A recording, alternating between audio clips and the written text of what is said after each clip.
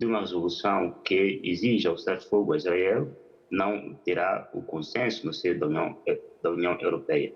Daí que estas manobras são importantes, sim, mas sobretudo para a concertação política entre o ministro Borrell e os seus homólogos de Israel e também da Cisjordânia.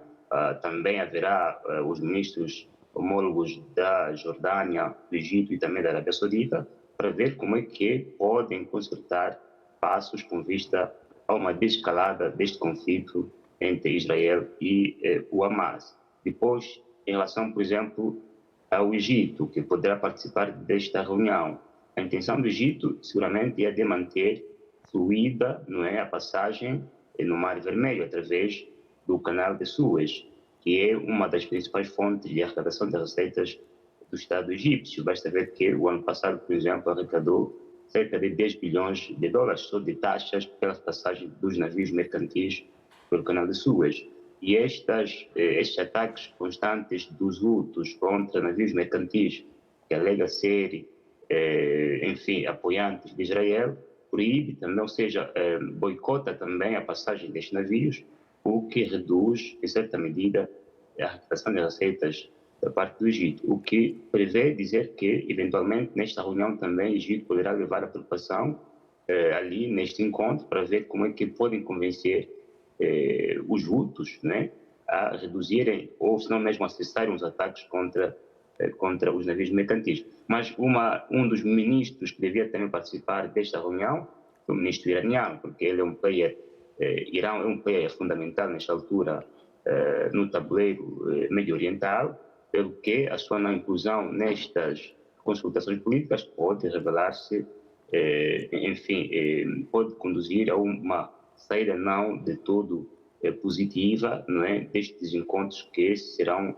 realizados no dia 22 entre o ministro Borrell e os homólogos de Israel, da Palestina, da Jordânia, do Egito e também da Arábia Saudita. E Sal, quanto à questão humanitária e a situação terrível que se vive na faixa de Gaza, dizem os observadores presentes e também internacionais que só está em Gaza quem de facto não teve condições para sair. Estima-se que dos 2.300.000 pessoas que viviam em Gaza, apenas 25% destas pessoas continuam na faixa de Gaza, onde falta de quase tudo. Não me parece um dado de todo verificável, porque, sim, houve uma deslocação de massa das populações da Palestina, residentes na faixa de Gaza, sobretudo da parte norte, que foi a parte onde houve uma maior incursão da parte de Israel. Aliás, basta ver que a retirada de Israel, anunciada recentemente, é da parte norte da faixa de Gaza. Mas isto levou a que houvesse uma movimentação maciça de palestinos para a parte centro e sul da faixa de Gaza, onde há perto de 2 milhões de habitantes que são refugiados no seu próprio território, né, que é a faixa de Gaza. Daí que, se houve uma redução, não será, penso, de 25% da população da faixa de Gaza. Eventualmente será 1%, 2%, em função das estatísticas que podem ser verificáveis também, porque não há uma abertura na fronteira entre a faixa de Gaza e o Egito, através do Monte do Sinai. A passagem do Rafah é controlada da parte da faixa de Gaza por Israel, e da parte do Egito também não é do interesse do Egito e até da própria Jordânia fazer com que haja um êxodo maciço das populações palestinas da faixa de Gaza para outros territórios, incluindo para o próprio Egito ou até para a Jordânia. Aliás, uma das primeiras conferências que o Egito realizou no início deste conflito, o Mahmoud Abbas, o presidente da Autoridade Palestina, Mahmoud Abbas, e também o rei Jordânia, ou o rei da Jordânia, incluindo o próprio presidente Assis, haviam descartado a hipótese de autorizarem saídas maciças das populações palestinas da faixa de Gaza para fora da faixa de Gaza, para evitar, enfim, uma fuga maciça, para evitar o êxodo, porque a questão que se coloca seria, uma vez saídos da faixa de Gaza, para onde iriam viver, não é? Continuariam a viver,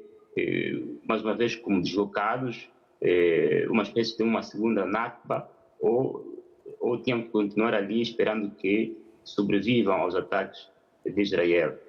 Ou seja, é um dilema que também leva a que, eventualmente, muitos dos líderes medio-orientais, sobretudo dos países árabes, solicitem ou peçam a Israel para que não os obrigue a saírem da faixa de Gaza, porque significaria um grande êxodo das populações palestinas para fora do seu território natural.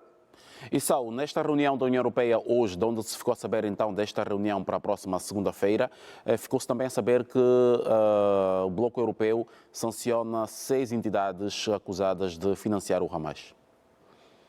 Sim, David, segundo dizem, são 6 individualidades que são acusadas de financiarem o Hamas, de terem financiado o Hamas eventualmente antes destes ataques, quizá também eventualmente durante os ataques, e também de terem violado normas de ajuda humanitária e terem perigado a segurança de Israel.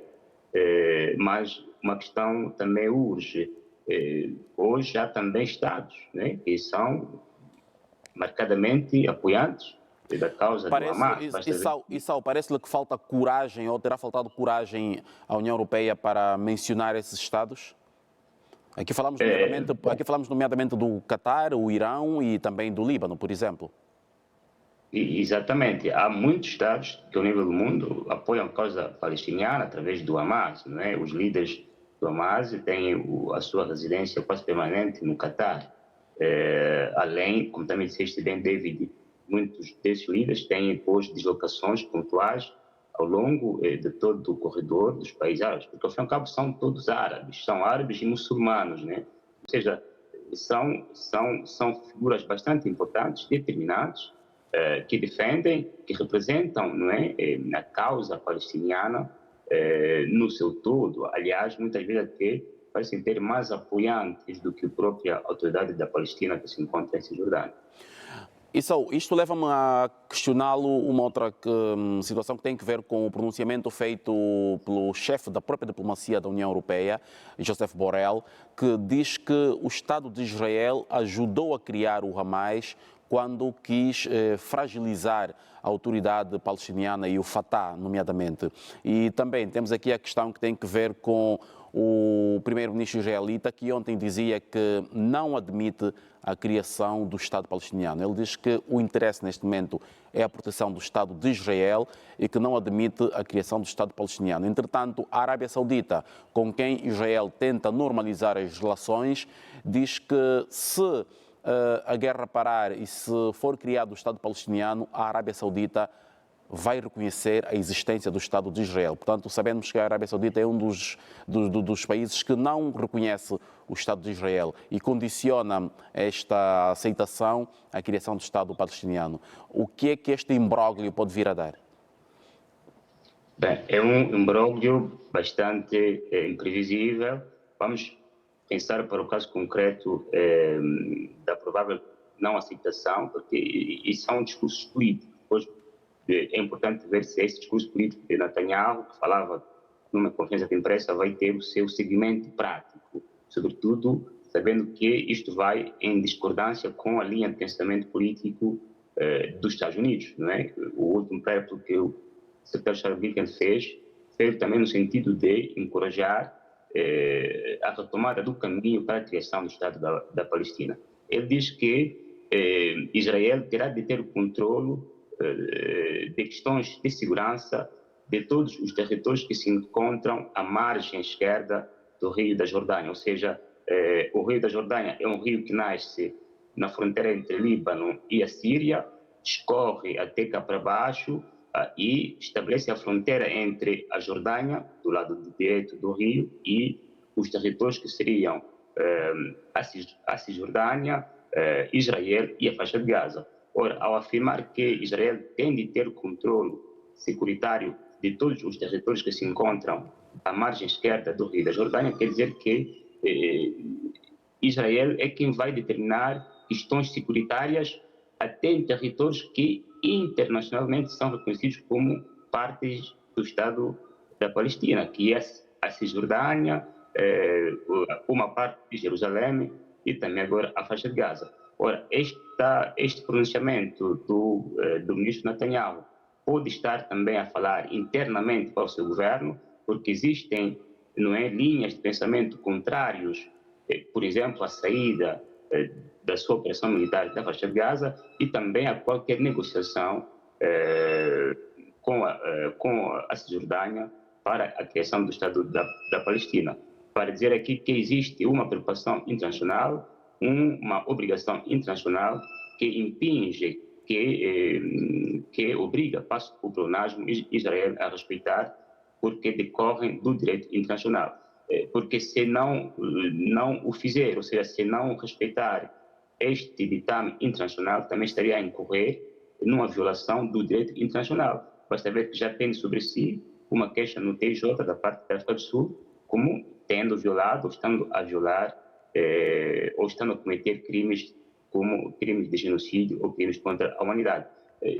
Agora, a ver, vamos se isso terá um segmento, se os Estados Unidos irão aceitar, basta ver a própria União Europeia, o secretário Borrell, o ministro Borrell das Relações Exteriores da União Europeia também é defensor, como no conjunto dos países europeus, no conjunto dos países africanos defendem a criação do Estado da Palestina. Hoje mesmo, na conferência do movimento dos não alinhados em Kampala, voltou-se a colocar a importância da criação do Estado da Palestina como solução última para a estabilidade naquela região. Daí que, se o primeiro-ministro Netanyahu diz que Israel é quem vai garantir a segurança, estaria a não reconhecer esse Estado. Ou se o reconhecer, seria um Estado sem uma plena soberania, porque, como sabe, cada Estado deve poder garantir a sua soberania para lidar de forma autônoma com questões que lhe dizem respeito. Agora, em relação ao que se sabe é que esta posição que foi ontem anunciada por Netanyahu, o Estado de Israel já terá comunicado aos Estados Unidos. Até pode comunicar, não é? O problema é que existe uma discordância clamorosa entre o que o primeiro-ministro Netanyahu pretende comunicar e a posição oficial dos Estados Unidos.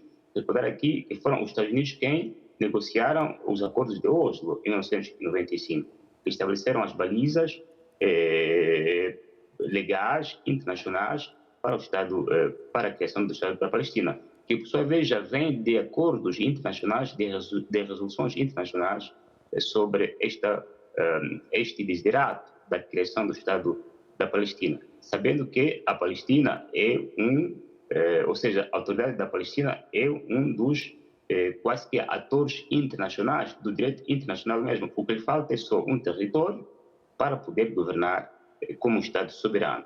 Agora, sobre a componente da Arábia Saudita, existe a chamada Iniciativa de Paz Árabe de 2002, discutida em Beirute, que estabelece precondições para que os países árabes possam reconhecer Israel como Estado soberano, a par do que já existe, não é? Entre Israel e o Egito, através de acordos de finais da década de 70 e também com a Jordânia na década de 90. Ora, uma das precondições é mesmo esta que o David disse, que é segundo a qual, ou seja, que diz que para que os países árabes, no seu conjunto, possam reconhecer Israel como Estado soberano, Israel deve permitir a criação do Estado da Palestina. E a Arábia Saudita, enquanto um dos players fundamentais do mundo árabe, sobretudo enquanto país muçulmano sunita, pretende garantir que isto se respeite, porque se não acontecer também, a Arábia Saudita, apesar dos esforços que existem da parte dos Estados Unidos em aproximá-los, como já fez Donald Trump, fazendo com que alguns estados do Golfo Pérsico reconhecessem Israel, se não acontecer, a Arábia Saudita estaria em dificuldades muito grandes de reconhecer o Estado de Israel ou de estabelecer relações diplomáticas consigo. Depois também há o risco de que, quanto mais este conflito durar, a Arábia Saudita ou o Irão se possam reaproximar, porque, como sabe, são dois estados, embora muçulmanos, têm diatribas que decorrem da interpretação do Islã, do islamismo, sendo o Irão uma nação islâmica xiita e a Arábia Saudita é uma nação islâmica sunita. E entre eles existe uma competição, não é, sobre a influência destas duas fações do islamismo entre os demais praticantes do islamismo. Se este conflito continuar, então poderá fazer com que entre os dois haja uma coabitação quase que pacífica. Aliás, já houve, antes deste conflito, a retomada de relações diplomáticas entre o Irão e a Arábia Saudita, negociadas pela China, o que mostra que há uma reaproximação entre os dois Estados. E isto não é do interesse do Israel, que haja essa reaproximação cada vez mais intensa, cada vez mais impactante entre a Arábia Saudita e o Irão. Daí que, se de facto é do interesse, vamos lá dizer, geopolítico ou geoestratégico que entre a Arábia Saudita e Israel haja essa reaproximação, então Israel deverá mesmo aceitar a precondição da Arábia Saudita, que decorre desta iniciativa de paz de 2002, que aliás foi estabelecida como decorrência do não cumprimento dos acordos de Oslo de 1995.